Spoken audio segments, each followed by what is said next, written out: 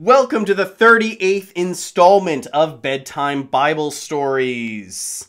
I hope you are all doing well this evening, and I hope you're looking forward to tonight's reading. But before we get to tonight's reading, know that we have yet another joke for you, because I know you all look forward to these jokes, right?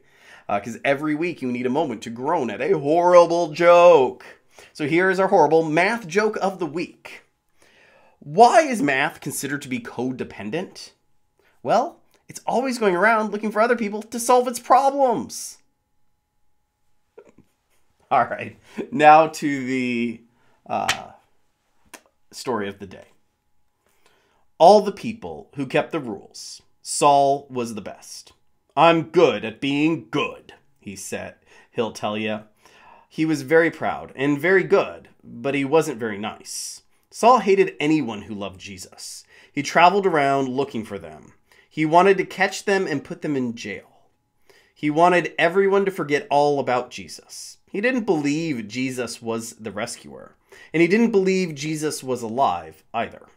You see, Saul had never met Jesus. So one day, Jesus met Saul. Saul was on his way to Damascus when suddenly a dazzling light flashed like lightning. It was brighter than the sun. It was too bright. Saul shielded his eyes and fell to the ground. He heard a loud voice. It was too loud. It gave Saul a headache. "Saul, Saul," said the loud voice, "why are you fighting me?" "Lord," Saul answered, "who are you?" "I am Jesus," said the voice. "When you hurt my friends, you are hurting me too." Saul's whole body trembled. "Go to the city," Jesus said. "I'll tell you what to do." When Saul opened his eyes, he couldn't see. His helpers had to hold his hand and lead him like a little child. Saul was blind for 3 whole days, and yet it was as if he was seeing for the very first time. Meanwhile, there was a man called Aeneas who loved Jesus. Jesus came to him in a dream. "Go to Saul and pray for him, and I will make him see again." So he knew all about Saul and how he hated Jesus' followers. "Lord, has he come to hurt us?" But Jesus told Aeneas, "Saul is one I have chosen to tell the whole world who I am." So Aeneas went to Saul. "Brother Saul," Aeneas said, "it was Jesus you met on the road." And Aeneas prayed for Saul. Suddenly Saul could see again. And he saw everything differently. He wasn't mean anymore. He even changed his name to Paul, which means small and humble, the very opposite of proud. And do you know what Aeneas' name means? The Lord is full of grace. Grace is another word for gift, which is funny because that's just what Paul's message was all about from then on.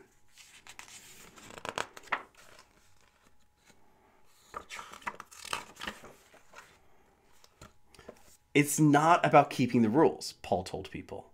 You don't have to be good at being good for God to love you. You just have to believe what Jesus has done and follow him. Because it's not about trying, it's about trusting. It's not about rules, it's about grace. God's free gift that cost him everything. What happened to Paul? He met Jesus. Paul got a new job. He called himself a servant and traveled everywhere telling everyone about Jesus. He got shipwrecked 3 times. He even ended up in prison himself. God loves us, he wrote from prison.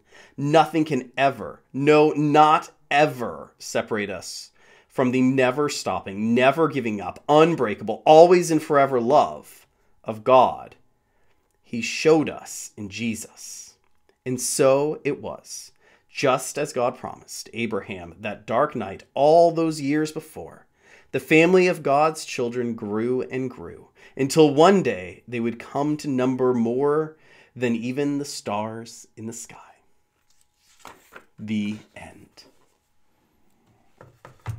Hey, I hope you guys tune in next week. Next week will be the final reading of Bedtime Bible Stories. So definitely film in and let's end strong next week. But always know this: you are a child of God. You are loved. You can sleep soundly, for God watches over you each and every day. Until next week at 6 p.m. See you next week at 6 p.m. for another Bedtime Bible Story. Bye!